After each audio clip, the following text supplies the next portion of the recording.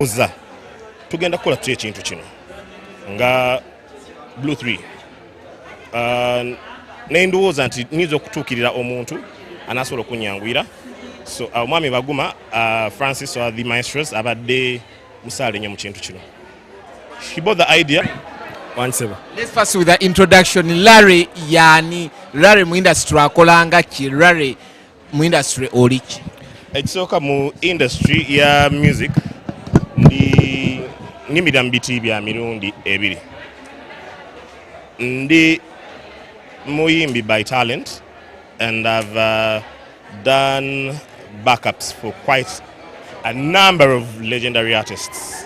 Muliba Mariam Dagire, individually Blu3 n'abalala bangi, ziza ziyon bangi.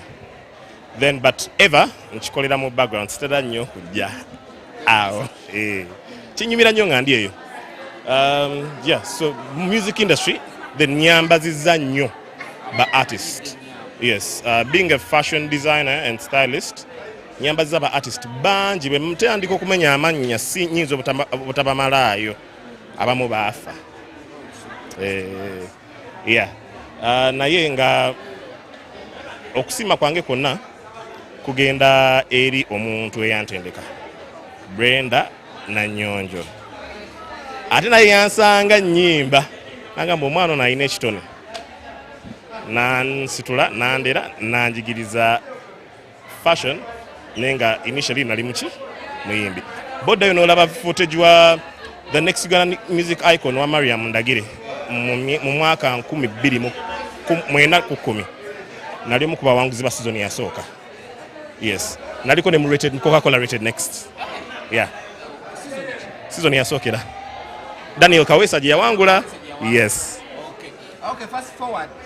Okomeza oba Blu3 oba uniting otya oba jawa okulaba nti mukola show ekisooka sijja gamba nti mbakomezaawo, naye bonna okubeera mikwano gyange ffenna twalina ekirooto, nze Lilian, Jackie ne Cindy, but tuli ba mikwano. Twava mu mukwano tufuuka abooluganda. Abaana bakankuula ekituufu ne bwe balaba bakoonagana bwe bati bagamba abooluganda bita ebikoonagana. Kati bayinza okwekoona leero enkya n'osanga oli mu nnyumba ya munne nga banywa caayi, gwe munnamawulire n'otabulwa. Yes. Obasanga wa okutuuka ku to sit down with them obagambe mukole concept yenu?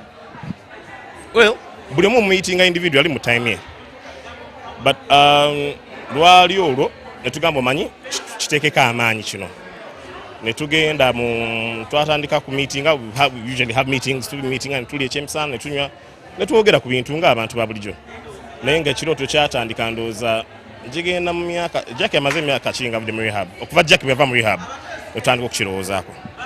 Yes, so we put it together n'abantu abalala abali behind besijja kumenya naye nga bangi, ne tutandika okukolaganira awamu. Buli omu n'aleeta n'asika ttiimu ye.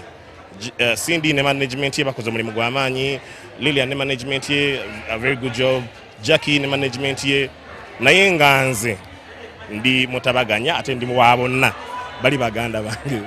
The difficulties you went through okulaba nti no you putting up the because balance show again okubeera ku Women's Day next year, but putting up this mini boje bayise activation for the bigger show, difficulties kize wayitamu okulaba nti obagatta obaleetera ddala? Sijja gamba tusanze difficulty buno obutontono bubeeramu, let's say whether I choose temugenze mu rehearsal, maybe things like that. Naye nga bwe natuukirira omwami Francis Baguma or the maestros, because nalowooza tugenda kukola tutya ekintu kino nga Blu3, nendowooza nti nyiza okutuukirira omuntu anasobola okunyangwira. So omwami Baguma Francis or the maestros abadde musaale nnyo mu kintu kino. He bought the idea, nekikwata nekivuga nekitwala mu maaso, n'asasula obuwumbi bw'essente, obutitimbi bw'essente. Mbadde nzijaawo kuba buli omu wetulaba Cindy at the moment abadde alina waagize, Jackie alina abayimbi be batandise okumanaginga, Lilian alina bandi ye, obakakasa akasente awo nti tubanaye tukoleyo. Well, abantu abekisooka banjagala nga muto waabwe ate banzikiririzaamu. Ne bwe naleeta omuwendo ku mmeeza nabagamba manyi bayaye tukole zino.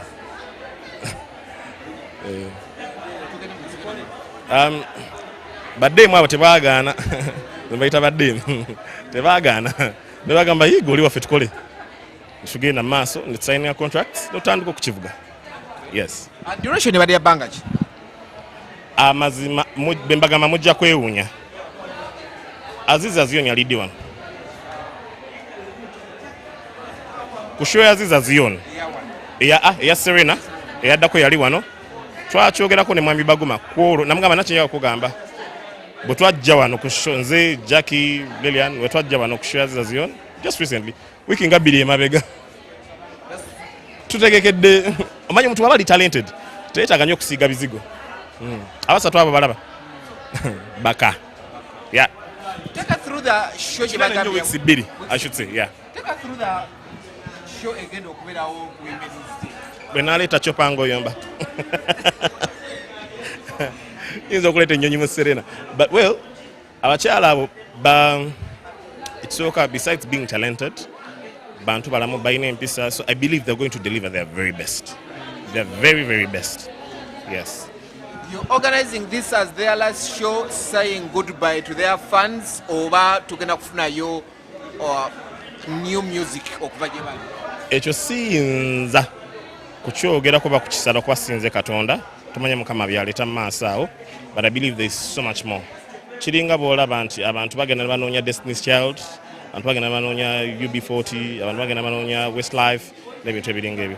Yes. So much more for Blu3. Are they right now open for bookings as abasatu and gwe ogenda okubanga obayambako? Well, balina management zaabwe. I'm not their manager, I should say. I'm a supporting friend. Siri manager waabwe naye balina team ekwasaganya ebyo. Naye n'omuntu bw'aba nkubidde akasimu era obakambutuusa ne mbagamba baye baddemu waliwo akalimu tukole. Waliwo abali bamanaginga before as Blu3 before nga tebannapartinga ways omwali Steve Gino omwali Alibai. Mwabatuukirirako before uniting them, making the reunion? Well, sijjagamba nti tukyogerangako nabo. Bagirls boogerako ne Uncle Steve. Shout out to Steve. Bakyogerako ne wa Ali. So at some point, I was in a meeting with him. Twakyogerako naye emyaka mingi nnyo. Bajjukira Jackie yalina obuzibu obwo. She kept on relapsing. Nga muba mujjeyo leero. N'abakuba ekigo n'addayo. So nga kyatulema naye twebaza Mukama kumulundi guno yanywera. Yes. Because the question has been one of them ku babiri ayinza okuvayo n'agamba is the reunion balikosiza erinnya ate ng'olwedde baali mu mikono gyaffe. Well, bali bataata balera. Bw'olaba omwana ng'agenda mu maaso sisuubira nti osobola okumuzibira ekkubo. Yes. Erinnya kyennyini nnyini waliwo kagundi ezimu ezigamba nti tulina copyright ku linnya nti fe abalina oddikozesa. Twagala okitangaaze bulungi. Ekyo mulina kubuuza bannyini linnya. Nga bwe nkugambye I'm a supporting friend. Mulina kubuuza bannyini linnya.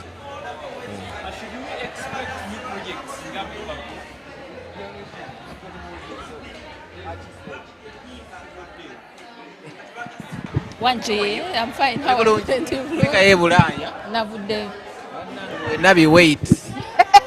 Again. Emmere yaayo bwenegene empitamu nga nja wano organic si organic yoye eri batulimba mbu organic nga ate naye si organic. Nja kutereera. Ifu ebadde akiriko ate kati yeeyongedde. Olwokuba kyekintu ekisinga obunene ku mubiri gwange era bwengejja kise kisinga okuwe.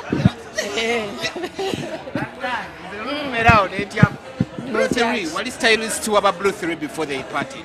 Yeah. Yes. Briefly, when omuntu yabeerawo ko nabo nga obambaza oba okulaba nti bali bulungi bali okay. Biki ebyaliwo awo ebyabatuuka No, like nga bw'owulidde abawala bennyini bakyogeddeko kati sina bawala abakyala bennyini bakyogeddeko like nti baalimu obuto omanyi obuto bujjamu ne ego byomwana agamba nze kino nze kiri nze kino ate bino nze mbimanyi olwokuba nderanya abaana ab'obuwala okitegeera so ne bakula ne ne biggwawo yeah and they are back. But by then wawulira otya nga akalimu olaba kagenda? No, sijaga nti akalimu kagenda. First of all, sinze nali stylist nze kawabeerangayo n'abalala. Naye lwakuba nabeeranga consistency nnyo relationship yange ne Steve G. So era bweba okana the originals ne kuwegattako omuwala omulala Maya era nasigala nabo. Yeah, for some time. Paka I think bweba tewa Steve oba ne baddako ewa Alibaya was involved. Yeah. Seeing them back on stage. Chimpesa nyulingi nnyo natera kuba like behind the scenes tubadde tukyogerako nga tukirowoozaako like ne Martin. I think we started talking about it mu biseera bya COVID awo. So nga tubeera tuwogerayogera biki and then one by one abaala ne bagenda nga bakomawo on board, which was a very good thing. What was the need for them mwe gye mwalaba? No, for example, good music is good music. Mbulirayo band sina mu Uganda mukamu East Africa eringa Blu3 nga it's a girl group jimbulireyo chagera ne mu Africa wotunula teriyo girl group oba girl band eringa Blu3 kuba we babeererawo luli bawangulanga ebirabo ku continent eno era senga basigalanga luli ndozezo zi BET bebandi badde basooka noziwangula. No, but they are back.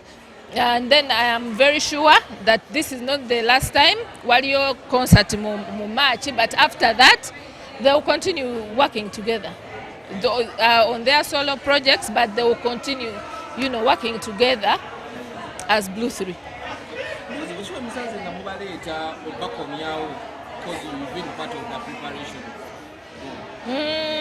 Engeri gye ntambula ennyo nga nfulumamu nnyo oluusi mba nfuna bufunyi updates from mutabani wange Martin.